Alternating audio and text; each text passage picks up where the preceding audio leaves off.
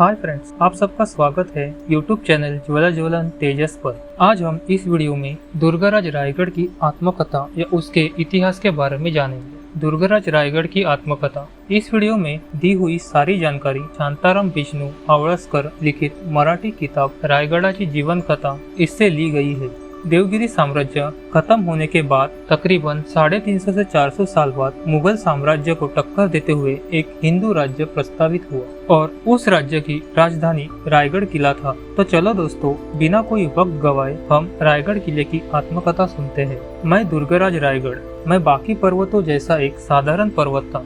मुझे कई नामों से जाना जाता था, जैसे कि रायरी, रायगिरी और कई अनगिनत नाम भी थे, लेकिन रायगढ़ ये नाम मुझे एक महान पराक्रमी राजा शिवाजी ने दिया। सिर्फ नाम ही नहीं तो एक पहचान दी, एक महत्वपूर्ण स्थान दिया। मेरे माथे पे 32 मन सोने का सिंहासन था, जिस पर छत्रपति शिवाजी राजा बैठकर दिल्ली के बादशाह को टक्कर दे रहा था, जिसके कारण आज भी मुझे लोग दूर दूर से देखने आते हैं। मैं अपने सफर की कहानी आपको बताने जा रहा हूँ। ईस्वी सन 12वें शतक में रायरी क्षेत्रीय प्रशासनिक का निवास स्थान था। ईस्वी सन 14वें शतक में रायरी के अधिकारी ने विजयनगर के सम्राट का स्वामित्व स्वीकारा। ईस्वी सन 1436 में अलाउद्दीन शाह बहामनी दूसरा इसने रायरी पर रहने वाले अधिकारी को अपना स्वामित्व स्वीकारने पर मजबूर किया। वैसे ही ईस्वी सन 1617 में आगा हाजी याकूत इस्तंबोली नाम का इसम निजामशाही अधिकारी रायरी का हवलदार था। ईस्वी सन 1618 में आदिल शाही ने रायरी और आसपास के मुल्क पर कब्जा किया और रायरी की हवलदारी राजे पतंगराव को दी।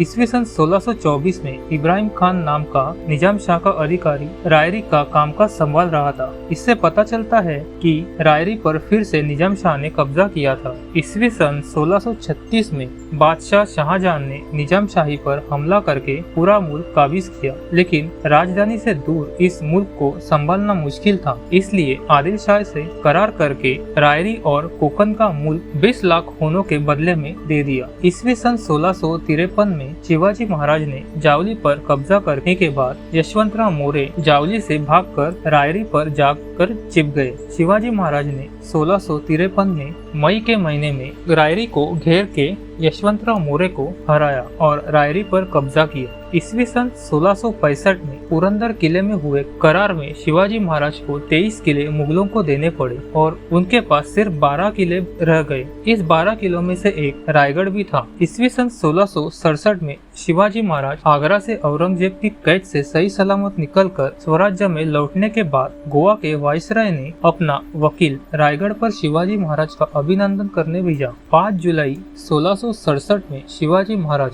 और पुर्तगालियों में हुए करार को मंजूरी रायगढ़ पर ही दी गई थी। ईस्वी सन 1668 से 1669 के बीच कुछ दिन शिवाजी महाराज रायगढ़ पर रहकर ही राज्य का अंतर्राष्ट्रीय धोरण और अंतर्गत व्यवस्था के नियम तय किए। 3 अक्टूबर 1670 में दूसरी बार सूरत लूटने के बाद शिवाजी महाराज रायगढ़ पर लौटे। सन 1672 में शिवाजी महाराज ने रायगढ़ को स्वराज्य की राजधानी बनाने का तय किया। शिवाजी महाराज ने बाबाजी सोंदेव को राजधानी बनाने के मुताबिक लगने वाली सारी इमारतें बनाने का आदेश दिया और सबसे महत्वपूर्ण बात, रायगढ़ में आने के लिए सिर्फ एक ही रास्ता रखने का आदेश दिया, जिससे कि किले की सुरक्षा और मजबूत हो। अंग्रेज व्यापारी थॉमस निकल्स 22 मई 1672 में रायगढ़ पहुंचा। उसने एक महत्वपूर्ण बात अपनी डायरी में लिखी, जो ये थी, जिस जगह पर रायगढ़ के पहाड़ की अभेद्यता कम है, वहाँ पर शिवाजी ने 24 फुट ऊंची दीवार बनाई और उसके पीछे 40 फुट ऊपर दूसरी दीवार बनाकर किले को इतना अभेद्य बनाया है कि अगर अनाज का भंडार भरपूर होने पर थोड़े से ही सैनिकों के बल पर वो पूरी दुनिया से लड़ सकता है।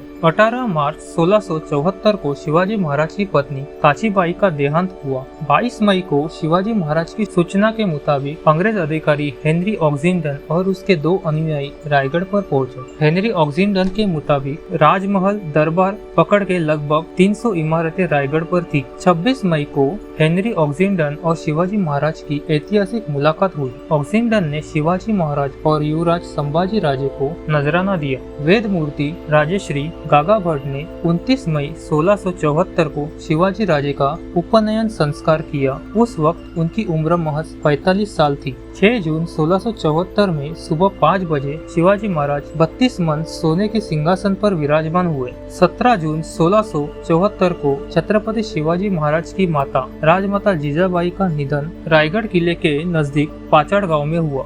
24 सितंबर 1674 को ललिता पंचमी को छत्रपति शिवाजी महाराज का दूसरा राज्याभिषेक हुआ। ये राज्याभिषेक तांत्रिक विधियों से पूरा हुआ। 7 मार्च 1680 को छत्रपति शिवाजी महाराज के दूसरे पुत्र राजाराम महाराज का उपनयन संस्कार हुआ। 15 मार्च को युवराज राजाराम राजे की शादी हुई।